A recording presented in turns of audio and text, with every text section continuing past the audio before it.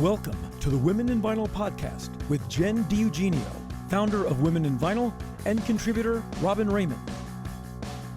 This podcast facilitates conversations with those working in the vinyl record industry to educate, demystify, and diversify the vinyl community.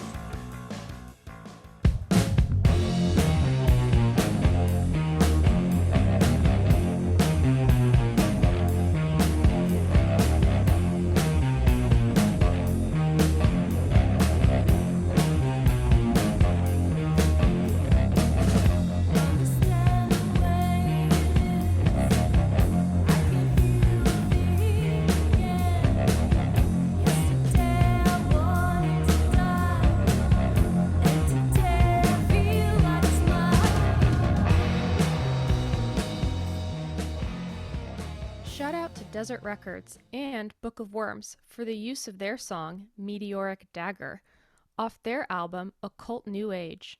It came out this year, and you can head over to pick up a copy at desertrecords.us. Thank you for joining us on episode 21 of the Women in Vinyl podcast.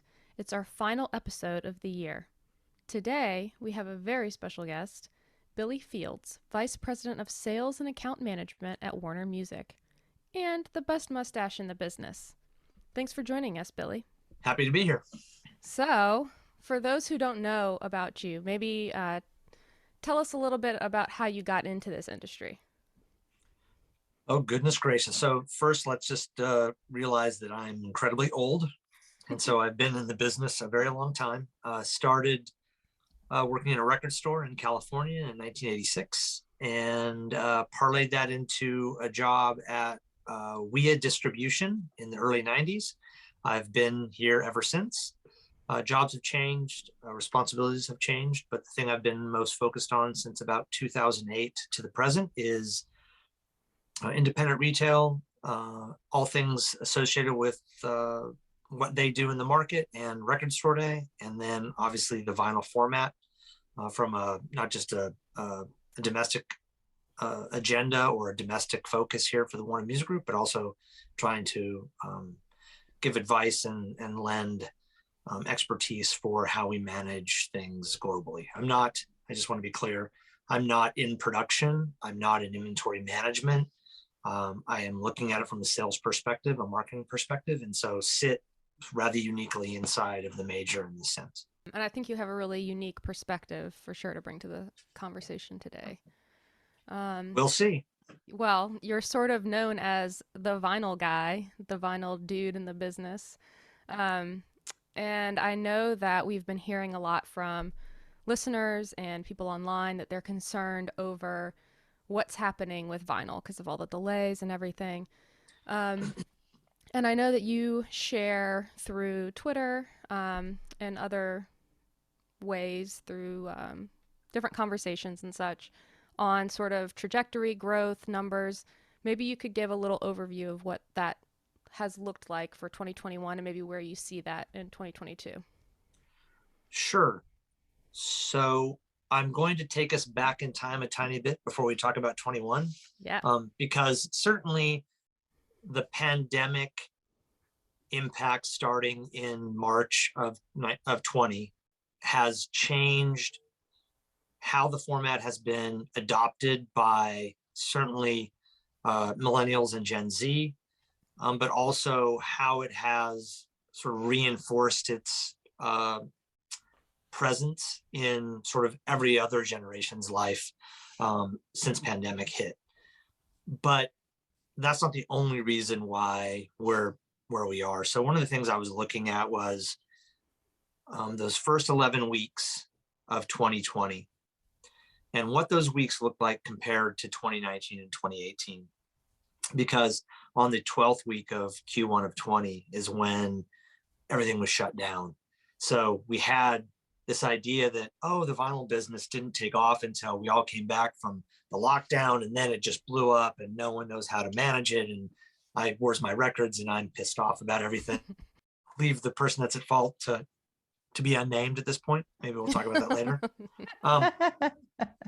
But the first 11 weeks of 20 was up 42.3% over 19.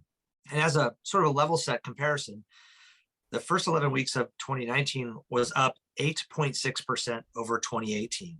So really what we have to sort of set our mind around is, when did this really begin?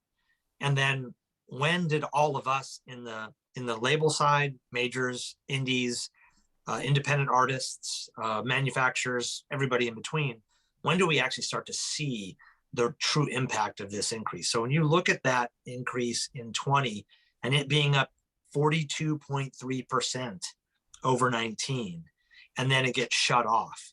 Wow. That's really when we start to see the adoption of the format, the growth of the format, turntable sales continuing to go year after year around the holiday season. But really that first little bit of Q1 of 20 was essentially, if we want to look at it in a positive way, the talisman of what was to come, or the negative way, it was the canary in the coal mine. After we shut down, after the business slowed down. And what's interesting is the way it slowed down. So during the pandemic, everything being closed, lots of people scrambling to get online. Then you start to see the business bounce back right as it opens back up. And all of a sudden you're looking at a market that's up 25, 30%. And the whole year ended up being up, I believe, 47% for the whole year. 46.2%. So essentially you started the year of 2020 at basically how it ended up. Huh. So what would that year have really been had you not had 12 weeks of the market being shut down, of not having record store displaced and turned into 3 drops? Right. So that leads into 2021. So what happens? Basically you have the 2 strongest quarters for vinyl sales in the last half of 2020, including Q4, which includes the holidays, for the first time ever crossing 12 million units sold. And all of that momentum just flowed right into 21. Right. So even with unprecedented delays in every aspect of making a record, 2021 is going to end the year up probably at 62% up. Maybe it's 60% over last year. But right now we're running at 64.5% up over last year. Our weekly average is almost 730,000 records a week. And I just want to throw in one little bit of information, which for first-time listeners might find this interesting. In 2007 and 2008, which is basically the nadir of the vinyl business as we know it in the modern age, in the entire year of 2007, the US market sold 994,000 records. So everybody think about that. In 2007, the entire market sold less than 1 million records. And this year will sell probably 42 to 44 million records. Wow. And for the people that are just like getting hip to all the numbers too, Billy, this is just new record. This is correct. A new product. This has nothing to do with anybody digging in the used bins. That has nothing to do with like specialty lathe cuts. It has nothing to do with Discogs market. So like, think about that, everybody. Marinate in that little number situation there. Yeah, no, it's a really good point. Because we're in the business of making new, and that's the business I'm in. I don't run a record store that's a used record store. You know, I'm looking at, you know, how do we maximize this? How do we balance ourselves out? How do we just get everywhere we possibly can? The used business, I think conservatively, is probably a 7 to 10 unit growth over new. So for every one you sell new, you're probably selling 7 to 10 used units, right? So it's obviously an enormous market. The two sides feed and support one another. By the way, it also doesn't include a lot of secondary sales on new records that have just been sold. Yep. So what they call the flippers. Yeah. I know that people don't like that word. They don't like those people. Those are terrible people, those flippers. But you know, they're out there to finding opportunity, and they're being great capitalists doing so. And that's kind of where we're all at, really. I feel like the only reason that I don't like the word flipper is because it has like a connotation that they do something to improve the thing, like a house flipper. You know what I mean? Yeah. As opposed to like a fish appendage. Like it's not The a friendly dolphin. Yeah, it's not a lovable dolphin from the 60s. It's like they're not actually improving the record by Right. buying it. They're just Right. facilitating a little bit. So are they flipping it? No, they're reselling it. I feel like that. So they're that's my they're thing. more like scalpers, is what you're There saying? we go. Yeah, See? there we go. Yeah. Okay, Yeah. sure, Yeah. sure. I can go with that We idea can dig at it. this point. Yeah. Sure, we can sure. dig it. Yeah. We're not name calling. We're not pointing fingers. We're just No, No. of course not. nomenclature. Just breaking it down. Exactly. And the other thing that I think is interesting, just to touch on, although I'm not sure how brief this will be, but you know, one of the things that I haven't really done a whole lot of until this year is look at what sort of the value of that whole U.S. market is in dollars. Mhm. You know, we can look at the units, and the way the market operates, it's based on units. So even streaming equivalents and video views, it all breaks down to an equivalent aspect of units. But when you look at the physical business, and let's just focus on LPs, like this year, having sold 34 million records to date, if you assign an average retail price of $25, we're at $855 million in the US market. Mhm. So, you know, wow, is that a small amount of money? No, it's not actually. That's a real thing. Yeah. It's not 994,000 records sold in a year. It's a tremendous amount of revenue. And I've mentioned this in making vinyl conferences that we've all been attended in the past. How many people are employed around the vinyl production chain to drive all of this revenue at retail? And I think that that's one of the I don't want to like put too much into this because it would be really silly, because it's, with all the shit going on in the world, like making records is still just making records. But how many livelihoods have we maintained, and how many livelihoods have we seen grow into real business concerns and become establishments in their communities, and put their kids through college and paid a mortgage on their house. And I don't know, I get a little too whimsical about it, but I think at times it's really an amazing thing that we took this little format that everyone told us was dead, with a lot of people and a lot of effort and a lot of work in all sorts of places. And now, you know, 14, 15 years later, we're talking about it's going to be $1 billion business this year in the US. Yeah. Our house is bought by vinyl. Yeah, exactly. Built by vinyl. There's our next shirt. Yes. But I think that's one of the things that we always try and illuminate every single time, especially when we're talking about delays and whatever. But that with one record, there's so many hands that touch it. Yeah. So for somebody to just be like, well, where's my record? I need it immediately. But also like, why is this so expensive? It's like, okay, listen, in order for you to get that thing, there's probably 20 people conservatively that need to have some sort of actual physical interaction with that product. Band notwithstanding even. But like, you know, we do downplay the music business and record business specifically in these crazy times. But I feel like one of the reasons that it has experienced such a surge is because it has been such a refuge for people, and having that actual tangible moment with their band or with their artist du jour, you know, that there's something, I mean, that you can't really assign a dollar value to. Obviously that's one of the things we're talking about, but like that's one of those things where it's like, you know, it does have the ability to lift you up, and it does have the ability to, you know, create a better space in your house, or, now you get to sit down with your favorite record and your favorite artist and maybe experience their entire catalog when you didn't have time to do that before. And,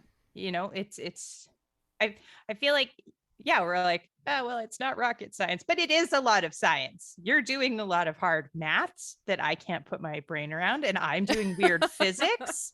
We're all doing some sort of crazy science. Doesn't specifically apply to the pandemia, but like, we're just doing our best in the space that we're in. So, carry on, soldiers. Like, we're doing. I always like the glassy-eyed moment when you try to explain to someone the metal process, the galvanics process. Like, how do you make a record? Okay, well, you do that. Oh, and then, by the way, that's for both sides of the record, right? It's amazing how not new any of this technology is, and still how truly unknown it is to the vast majority of people that interact with it. Obviously, you can go to YouTube now and see like any number of YouTube videos of like how to make a record. Like, it's crazy watching all these manual presses in the 40s and 50s and 60s and fields of them in large buildings. And it's bananas, but it's mostly still an entirely bespoke, hand-produced product. Even when it's in a big plant and there's lots of automation, it still takes so many human beings to pull it off that it still boggles my mind. Yeah. And when I hear people complain about turn times and stuff, I'm sometimes like, seek out that information. I mean, it's just crazy to me that you wouldn't, because it's such an interesting process. I wonder, you think about like when people complain about the records being late, I think, okay, well, were you on time? Did you actually get all of your stuff turned in so that the plant can be workable? Did you do your part to make sure that you were on time? And look, the answer is like, yeah, sure, lots of people were on time. Sure. And their stuff's still going to be late. But usually what happens is you're dealing with an entity that didn't have their shit in on time. Can you curse on this? Is that all right? Yeah. Oh, yeah. Okay, just I wasn't sure about that. They the art assets are late. They can't get print started. Oh, I need to get my labels done first. What? Oh, wow. Sorry, I didn't have those finished. Music's coming in late. Test pressing problems. Oh, geez, gonna push you back. And because there's so much being held up behind every single job, like when that job is not ready, it's like, I'm sorry, but like, you either have to have everything squared away and ready to go, or you are going to the back of the line. Like, nobody has any ability to wait for you to turn your things in on time. But like, to get art in on time is, and you have to have approvals from different entities there too. Like, there's so many aspects and checkboxes that people just don't understand go into all of these little projects. And the more complex that they get with a box set or a reissue of something, like, there's always going to be formatting things. And like, going into Jen's old world with design, fonts, colors, Pantones, you name it, it's all got to be approved and okayed. And God help you if there's a spelling mistake, like, or if a color's not available and you put that on the sticker. That's a fun time. Yeah. Oh, that's a fun one. That's for sure. In the pandemic, that's a really great one. Yeah. This is not the aqua blue that you're showing me on the internet. I know. I like when people aren't changing them now too. So you get something and you're like, okay, cool. They had to change it. I mean, how do you do that though? It's like, what you say is like, we've just made you a very, very special collectible. Exactly. Easter eggs. We're all about that. That's a cooler way to actually talk about it. Yes, the Easter eggs. Yeah, you're right. Right. I think an interesting thing that maybe you could shine some light on too is how it works from the label side when companies are buying in on allotments of a release. Like, obviously from a major label perspective, it's like Targets, in some cases Walmart's.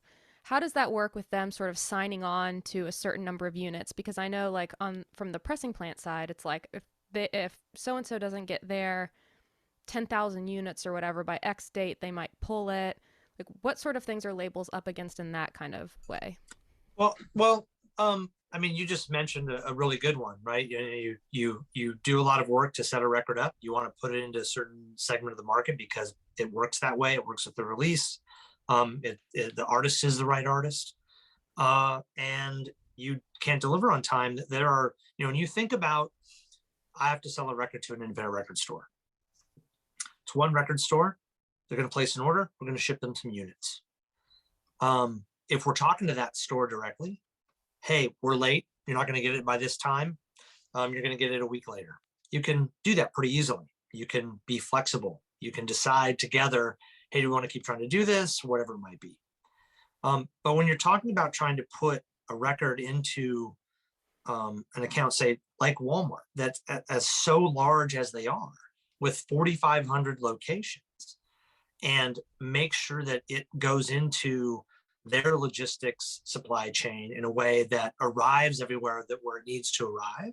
Mm-hmm. If you're not hitting those dates as a supplier, then just like I said about if your record's not ready, they're just going to move along. That's what's going to happen to you, because they can't hold up an entire release date because your record is late. Right. So especially on new releases, it gets incredibly difficult because you have to make sure that you are planning your unit builds accurately so that you can deliver on time to make all of those deadlines and those supply chain challenges.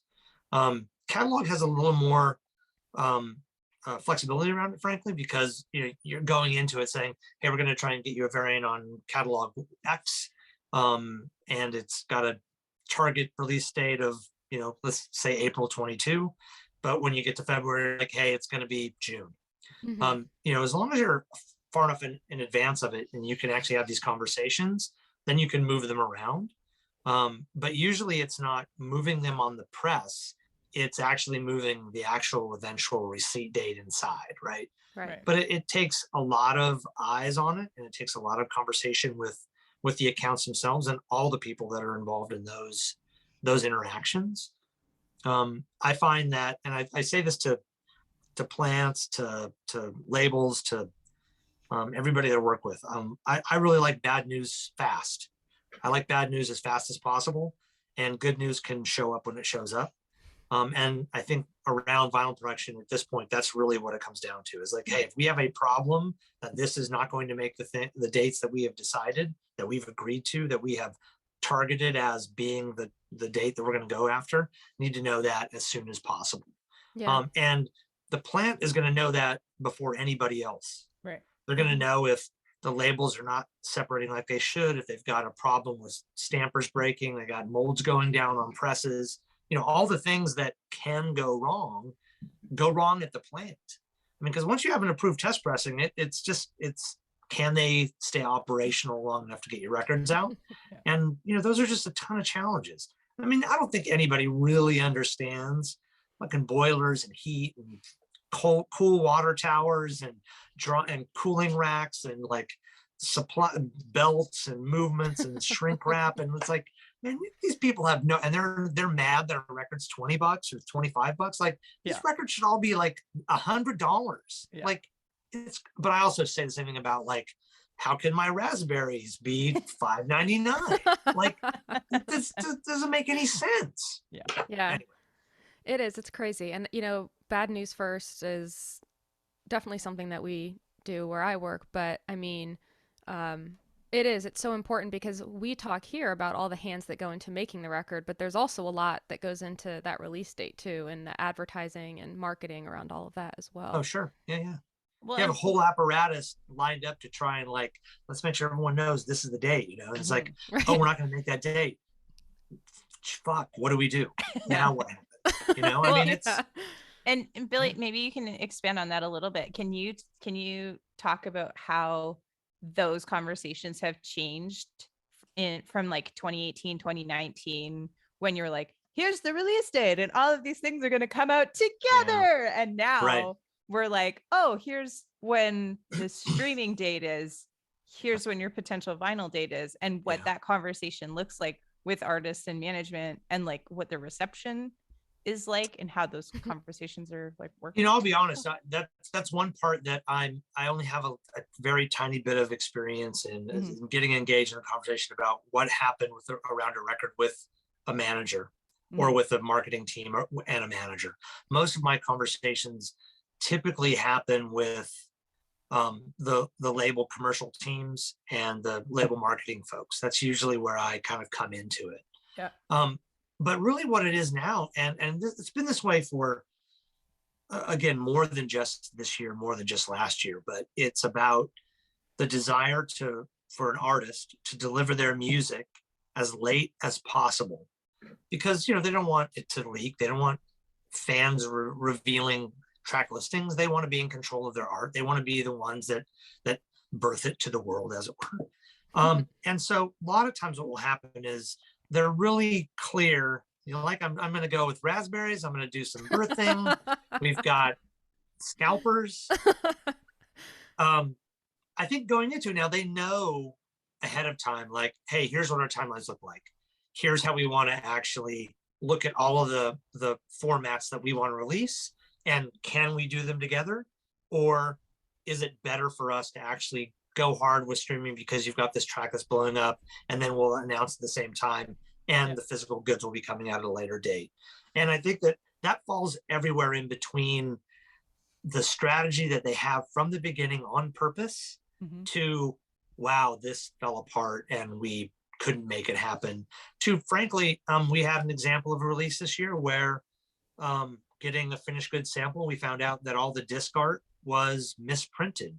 So we had to actually go back, remanufacture, repackage. We had to move the date. That's what happens with physical goods. You know, we have built the system in the US over the last couple decades that's all about just in time. And that's part of the problem with what we're going through now. In all reality, it's because we build a system that's all about just carrying enough inventory to get you through where you get more inventory. And now that spigot has been turned off entirely. Yeah, so we have to rethink, what do you do? What do your POs look like? What do you try to plan them out for, to be able to reach budgets and sales goals and number one records? It's man, it's a challenge. Yeah, I'll say from my perspective, all of the changes that I've had to tell people, be it bad news, whatever, everybody has been extremely understanding, whereas in the past that was much different. You know, now it's you know, I think when it's one price increase, then another price increase, or another PVC delay, and now we can't get this PVC, it just comes to the point, like, I don't want to say people are beaten down, but in a way it's sort of like we're all in this together. There's nothing that anyone can do, and so everybody's just sort of like, okay, you know, this it is. You know, it's interesting you say that, because I think the one thing that we can all do is just have a little bit of empathy and, like, think about not just ourselves. Yeah. To be honest, I mean, Always. I know that in a way that is like entirely idealistic and almost silly, but that's the one thing we can do, because there is so much of this that's beyond our ability to manage. And the one thing you can manage is how you react to the situation that you've been presented with. You know, I think it also helps to have this total, like, outside problem, like the alien invasion that's coming. Like, hey, pandemic. You know, it's just like, this is all because of this thing that like, what do you want me to do? Like, I can't make anything happen magically anymore. Sorry. There isn't some big smog, like PVC dragon, just like standing over top of a big pile of pellets being like, no, these are mine. Right. That'd be cool, though. Someone should work up that animation when you guys do this live on video. Yeah. One thing I think we should definitely discuss is Adele, or just a release of that magnitude, because I know that's got all kinds of people up in arms. But I think like it would be interesting to maybe just talk from your perspective on how large releases like that sort of happen, I guess. Right. Well, I mean, what I've tried to talk about when I've had this conversation with other people is, you know, you look at what the global supply of raw vinyl units is today, and For clarification, a raw vinyl unit is a single unit of vinyl. If a 2LP has two of those in it, it takes two to make that finished good that you sell for revenue, right? So when you break it down, you look at the global ability to make raw vinyl units, we're somewhere in the 160 to 175 to 180 million range. It's somewhere in there. I can't nail it specifically. I mean, every day it feels like someone else is up with a couple more presses, and that adds to the number. But if we just said 170 million records, just as a, let's just try and agree that that's roughly what the global ability to produce records is. In what kind of a time frame? Like a week, a month, a year? That's per year. That's per year. Mhm. And the thing is that this doesn't count anybody that's only making a bunch of counterfeit bootleg goods. This doesn't count plants that might be in Russia and or China that are not really being used for the new vinyl market globally. I'm talking about the capacity that like established artists, labels, and distributors are using to produce records. So then let's look at Adele as an example. Like, I think the press talked about 500,000 units were produced for release for the globe. By the way, that's not just the US, it's for everywhere, right? Yeah. So that's 1 million units. Okay, just do the math. It's like, it's nothing. It doesn't impact anything. When you're looking at 1 million compared to 170 million, like, you're not doing anything other than you're displacing your own business. And that's what we all have to do as at least majors. And I'll speak from like that major standpoint, right? Like, we have agreements, we have arrangements, we have relationships with established plants around the world that we've had for decades. Yeah. And in those agreements, we're getting out a certain number of units a week. And when we have a new release of any size, we have to go to those places and say, I need you to push this catalog backwards because we want to put new releases in front. So, for Adele, the company that owns the Adele record has to look at where they're making records and find the ability to make that many in a short amount of time. And where do they have to push back in order to make that street date? Yeah. And that simplifies it greatly. But in the end, that's you're displacing your own world when you're doing that. You're not going in and going to a small plant in America, say Kindred Core Vinyl, and saying, hey guys, all those great punk rock records you're pressing, get them all off the press. We want you to do Adele. Like, they're not going to do that. Yeah. They're going to honor the commitments they have with the artists they work with and labels they work with, and they're going to continue to make records. And that's the way basically the world works, right? You have an agreement, you agree to something, you execute on that agreement, and then you move on to the next project. Yeah. And it's interesting that for some reason, the market decided to like focus on Adele.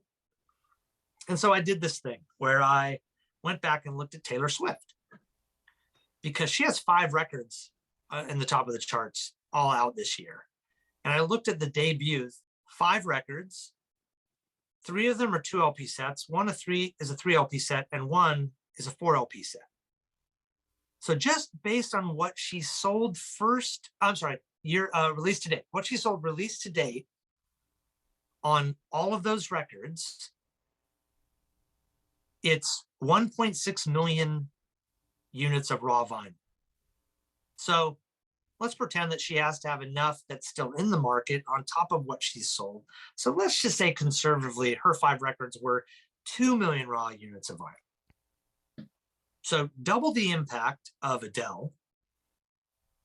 And if you even combine both of them together, it's still like 0.015% of the global supply chain produced in a year. So what I've said on Twitter a couple times is basically like, whoever's out there saying that this is a problem, you don't have to fuck you're talking about. Shut up. Let's move on and try to solve the real problem, which is, hey, how can we get people to take a vaccine so we don't have to be stuck in this pandemic for the next fucking decade? Exactly. But that now I've just revealed, some political aspect of myself. And now this whole podcast is just going to shit. You're fine. We've got you. Yeah. But I mean, that going back to talking about, and that when you're talking about the agreement with the label and the pressing plant, we're talking about capacity, and Jen and I have talked about this kind of this aspect before. And when labels decide to put new catalog or like new releases on press, they're displacing their own capacity. It has nothing to do with anybody else's capacity. And I think that's the biggest hiccup with and one of maybe the biggest points of like misunderstanding with general populace is that they thought they just took over plants. And I'm like, I mean, and we talked and we talked about this on one of the other episodes, but I was like, I wish that Adele was an independent artist and actually had to go to the pressing plant and be like, love, I want you to press 500,000 records for me. Thanks. Like I that's the Saturday Night Live skit that I want to see. But that's not her, that's Sony. And like, that's the thing that people just like didn't understand. And I was like, I mean, I get your clickbait.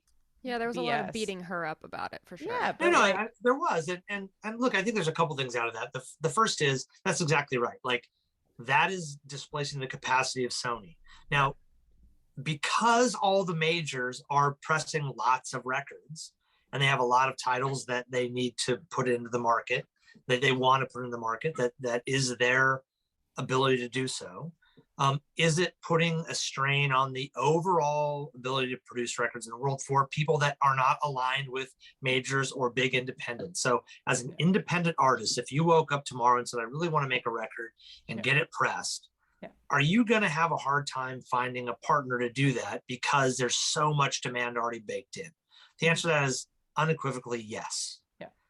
But I would also say, and this is the part that, you know, even though I do work for a major and I know that no one's going to give me a pass for that in trying to sort of put my mind in what it's like for an independent artist or a smaller independent label to actually make records. There are so many plants that are out there that are running 1 or 2 or 3 presses, and they thrive on making short runs because it works best inside their system. So if you're playing 100%. A game of Tetris with capacity, you want runs of 200 and 300 and 500 and 1,000. Yep. You don't want runs of 10,000 because it just shuts you down. And if they can't get a record made,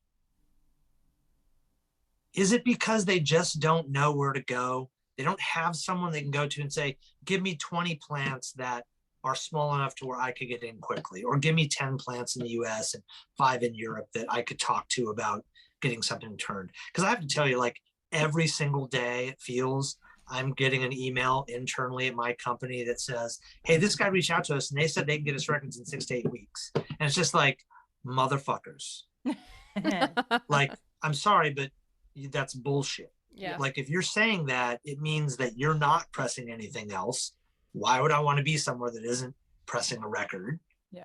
Or literally you are so small at this point that you're trying to ramp up your business and get someone else to come in so you can say, hey, I've got a job with Atlantic Records, or I've got a job with Sony, or I've got a job with Interscope. Right. And that's a tough place to be in if you don't have the heft of a big company, or even like a beggars group or an ATO, or somebody who's out there making lots of records all the time. So they have these relationships already with plants and have had for literally, again, decades. Right. You know, it's a super personal relationship. I mean, I know that's so strange. Like, you think like we're all stuck in our homes and no one talks to each other, but making records is all about how well you get along with people and what you can work with them to achieve. Yeah. And when you can be flexible and say, I get it, you got something that's more important, give that to me next week. Yeah. I mean, that like makes all the difference. And I don't know how many people know how to do that in this world because it's super small. Mm-hmm. And, you know, the assholes rise to the top very quickly and no one wants to work with them. So, you know, you better figure out how to treat people well and communicate and share ideas. You know, you hear this all the time, by the way, like plants talk to each other all the time and try to help each other out with problems. Like, it's a real all hands in the middle thing. Like, let's try and do this as well as we can and not like stomp on each other's necks. But the press would not make you believe that that's what's going on. It feels like these people are all shut out and you're screwed. Have a nice day.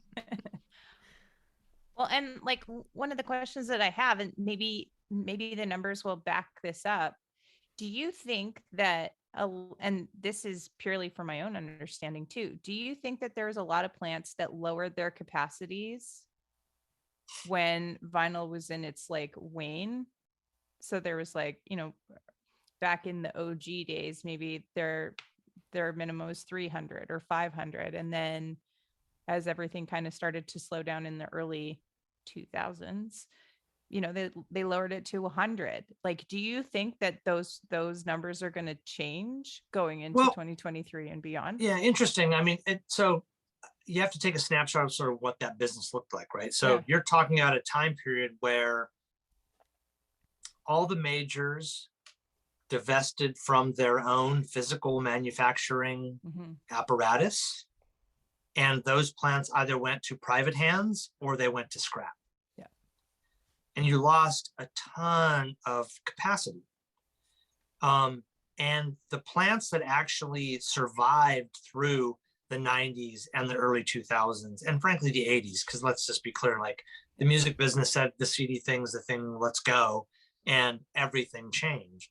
And so I don't know so much that the plants necessarily changed what they would take as like a minimum order, but there's really no ability to make records. I mean, there just weren't that many plants.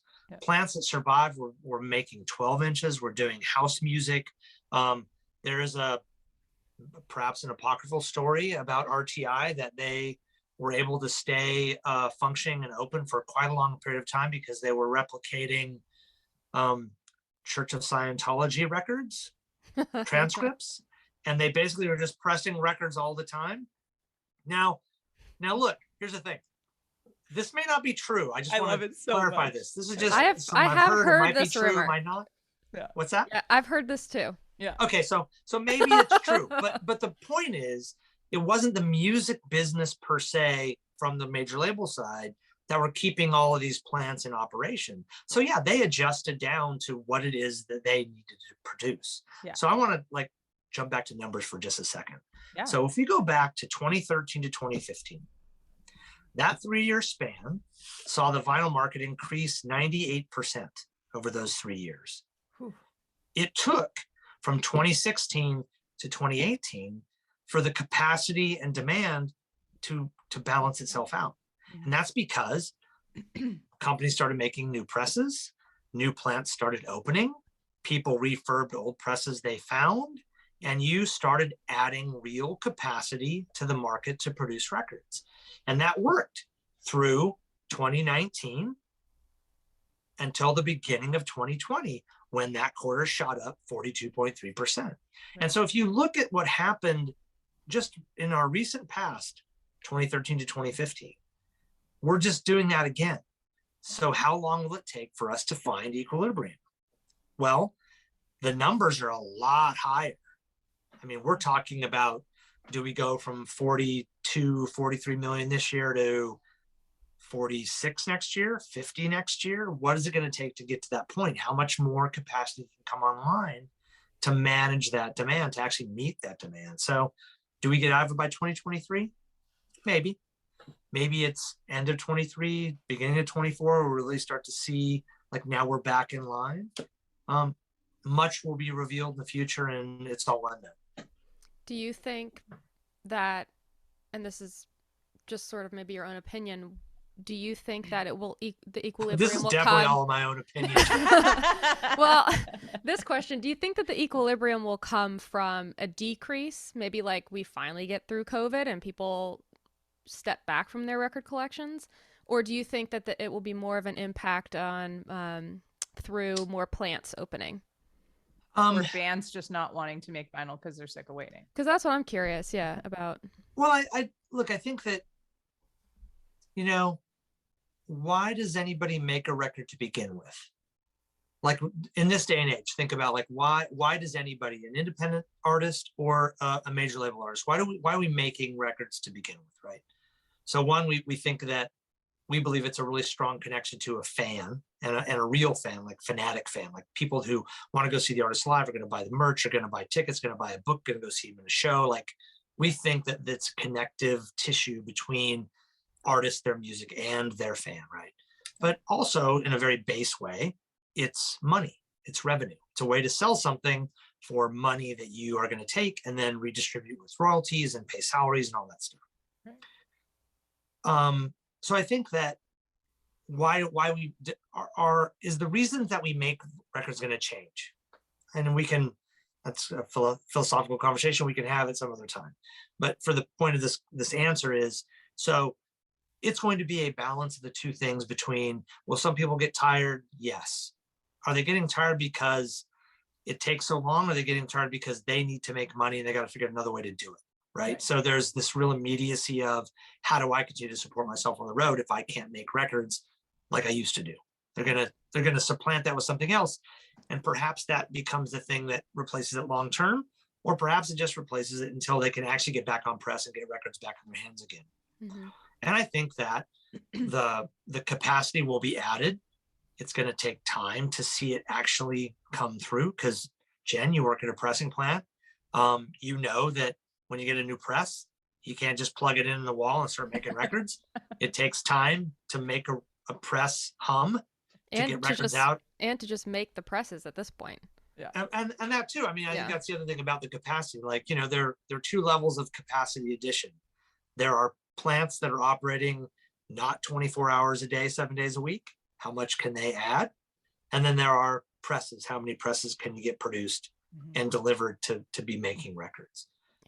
It's going to be a balance between the two things, between some demand eroding because of all the challenges and added presses coming in. And I think, look, you know, when you look at what happened in 2013 to 2015, I want to say that the 2016 market was up 10%, 12%. What was it? It was 10% flat.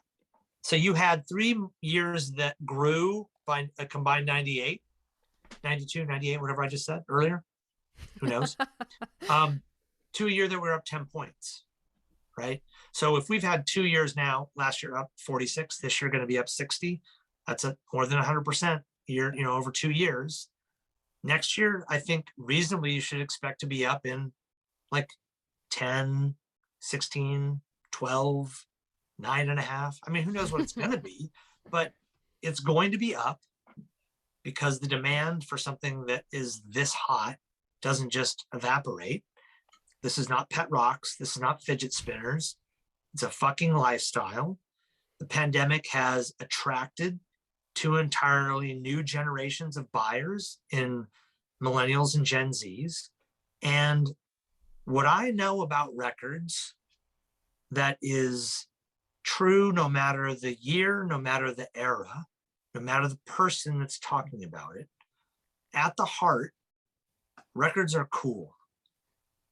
Yeah. They've always been cool. Yeah. They're always going to be cool. That's not gonna ever change. It's just, it's one of those facts. It's like death and taxes. It's like death, taxes, vinyl's fucking cool. That's not gonna just go away. That's not gonna die. That doesn't evaporate. That doesn't change because a new virtual reality appeared and now we're all in the metaverse. There's something you can't get any other way, even though Lefsetz thinks that vinyl is bullshit. I disagree. What about trends? Are there any trends that you're seeing happening? Reissues? I mean, I'm hoping this trend of like fucking 75 variants goes away soon. Same. I'm super tired of that trend. I think the one thing I've noticed sort of globally as well, like this is in different territories as well, is this desire to really do something above and beyond just a normal release, just a normal record, whether that's a suite of products around something, whether that's really testing the boundaries of, does this thing have to have a disc in it too? And that's not just in the vinyl world, but also in the CD world. I think there's a real desire to find a way to make this experience really great and also like own up to the environmental impact, and how can we lessen that, and what can we do about that in paper and recycled vinyl, which we all know is just, you know, you regrind it up and you put it on a press and you're making more records with it because you can. But that still is, you're not tossing it, you're doing something with it. I think that all those technologies around HD vinyl, around green vinyl, all those things are moving in the right direction. I think that, are they trends at this point? I think that you have to point to them. I think you have to accept that that is a part of what the market overall is asking for, and trying to figure out a way to get that done. There's also the aspect too of like bringing production home. I know this isn't like necessarily a sales trend, but a lot of desire, like how can we get more production in North America? Yeah. What companies can open their doors and expand their ability to make records in the US, so that we're not working on moving heavy containers of vinyl over the oceans, because that's where most of the capacity remained when we got into the dark ages of making records. Yeah. So specialty products, this autograph thing, I hope goes away soon too. I think it's great for fans, but it's just another layer of logistics where you have to have like 3 or 4 or 5 or 10 more people touching things. Right. Well, and your timeline needs to be accelerated then too, because now you're adding an expanded step. Actually, not even accelerated. Like you have to have an even longer timeline to do all that stuff. You're right, exactly. But your art has to be delivered before, so that you can get it backwards into the place to get the person to sign it. Yeah. And then you hope that they're all together in one room so that they can all sign it. Because otherwise, you're shipping it to Billy's house, and then you got to grab them all and then take them to Jen's house. And then right. And like half of Billy's were smudged because you didn't know how to actually set them out to dry right. So now what do? Yeah, exactly. I'm glad I don't have to do that, because I would make that mistake probably multiple times. What's your favorite part of your job? Honestly, this kind of stuff, talking about records. Yeah. I'm fascinated by it. I love it. It's weirdly rewarding in ways that your job shouldn't be. A great example, I got contacted end of last week. Hey, do you have this in the office? We have an artist coming in and we really like to give this artist some records. And knowing that you can put some things together, grab something off your shelf that maybe you thought you're going to keep, and like, this is better served by putting this in someone else's hands. Yeah.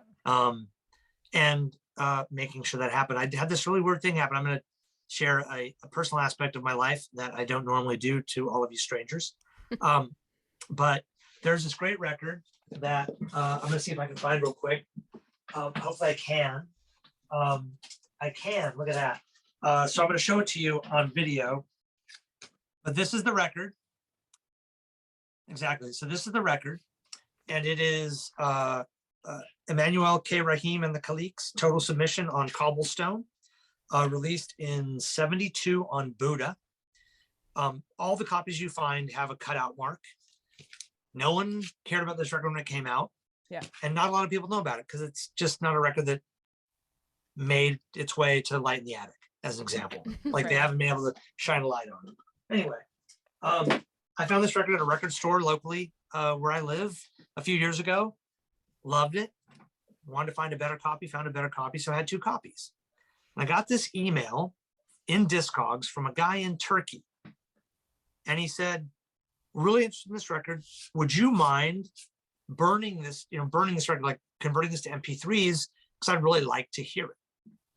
Huh. And I was like, well, I can't do that because I have just normal turntables that don't do Bluetooth and don't convert my records to files. So I'll just mail it to you.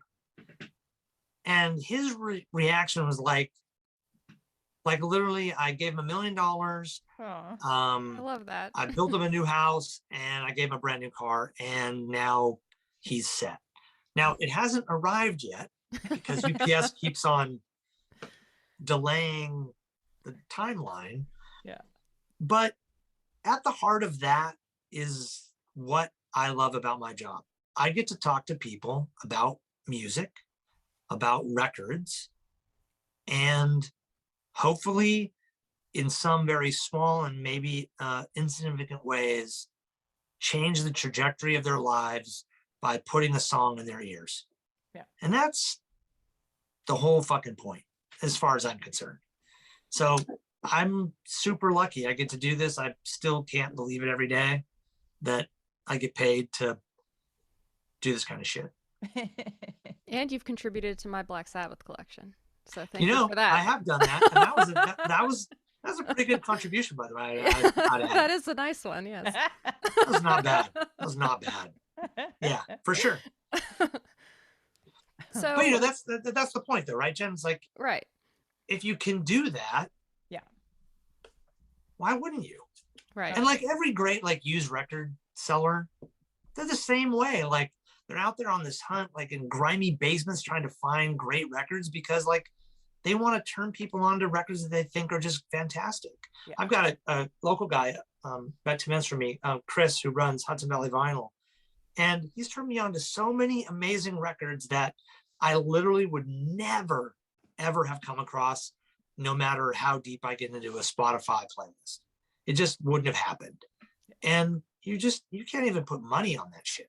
Like, that's what you need in your life. You need a bunch of people that can turn you on to things that you've never heard before. And I mean, I think that is the one super awesome, badass thing about doing what I do.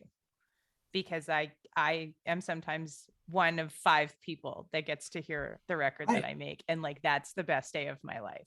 Right. I get to put that record in that person's hands and they're like, oh my God, this is me on a record. And I'm like, I know, you're welcome. It's and by the way, and now it's for real, because all that music you're making, that shit ain't real until it's in a record. It's so true.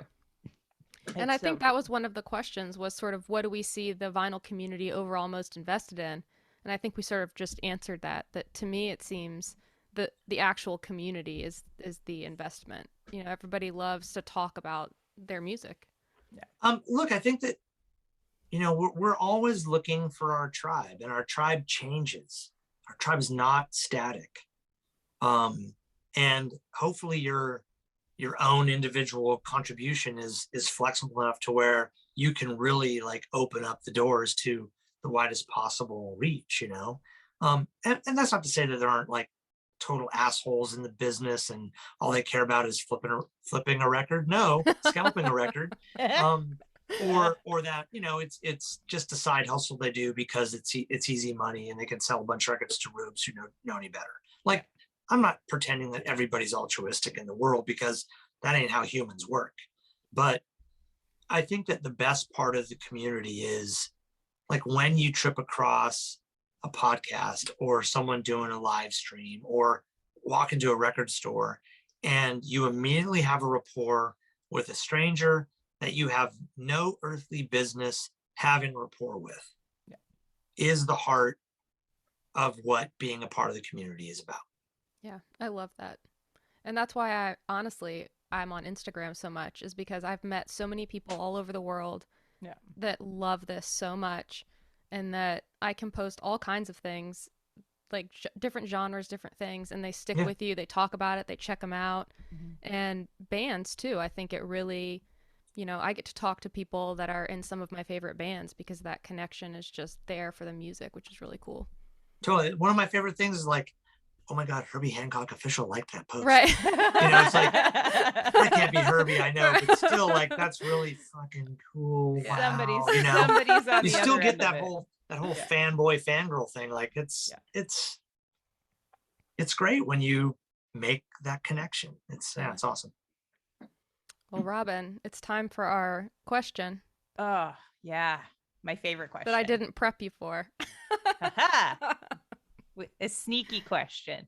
Okay. So, Billy, if you could create a 7-inch record of your very, very own, anything on the A side, anything on the B side, what would your custom Billy Fields 7-inch record be? Crazy, right? Gosh, I don't know that I can even answer this because the first thing that came to mind was like something off of Let It Bleed and something off of Nothing Shocking. Okay. But I don't know what tracks they would be. That's a good start. Like that's maybe it, but again, like that's so incredibly lame compared to like, oh, I want to do this fucking great record that's on a, John Coltrane record, or or a Curtis Amy record, or I don't know, like, It's a hard question. I don't know if It is a that, hard question. I mean, it almost feels like everything else the- I've said up to this point is now like, you can just throw it away because it's all stupid. no, I mean, like at the end of the day, I feel like it's, your gut instinct is always the right one. It's just like all killer, no filler, bam, bam, 2 tracks. Yeah, it's a tough question, and that's why we made it like that. And the other thing I'd say too, and the reason why it's tough for me is because like I could actually name check the Jane's song. Probably Coming Down the Mountain would probably be the song, but I don't know. Like I know a lot about music, but I can't tell you like the track listing of Let It Bleed. That's Right. Like I would know every song when I hear it. I could sing along to them, but I can't name check them. Just like I can't name check the songs on Van Morrison Moondance or Astral Weeks or Miles Davis Sketches of Spain, or I mean I know all these records Because you listen to albums, you mean? well, yeah, that's probably my problem. I mean, to talk about that for just 1 second, like the reason why I feel like Let It Bleed is like one of the most perfect records ever produced is the way the track listing runs and how side 1 ends, how side 2 begins, how side 2 ends. It's like that thing is like chef's kiss. It's so perfect. Yeah. Anyway, well, thanks so much for your time. I appreciate you having me on, and I look forward to hearing it in the real world. Yes. Oh, yeah. We'll send you the link. Okay, Yeah, we will. All right. Awesome. great. Thanks, Billy. Bye. See ya.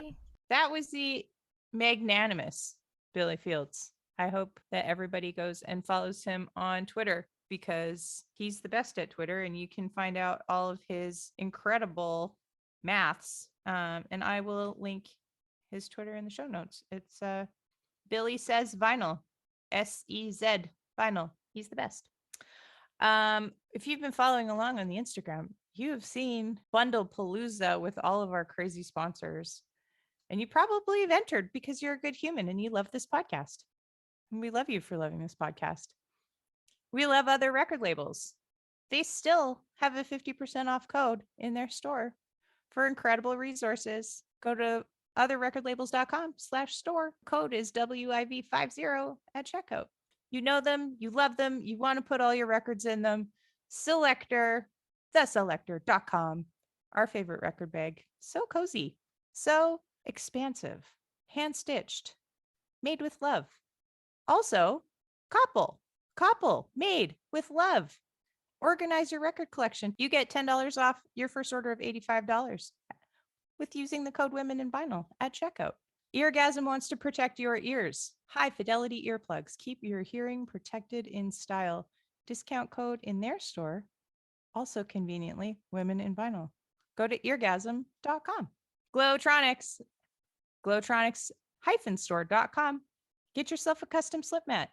You already love the Women in Vinyl branded slip mat. Why don't you get one of your own? You can get 15% off in their store until the end of the year. TikTok with the code Women in Vinyl. As always, join in the conversation. Hit us with an email at media@womeninvinyl.com. Check out womeninvinyl.com for all of our past episodes. The store, the job board, the library of resources. You can find out what we're up to. You can check out where all the women-owned record stores are in the US of A.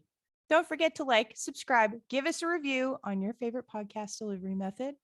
And you can also contribute to our mission at patreon.com/womeninvinyl.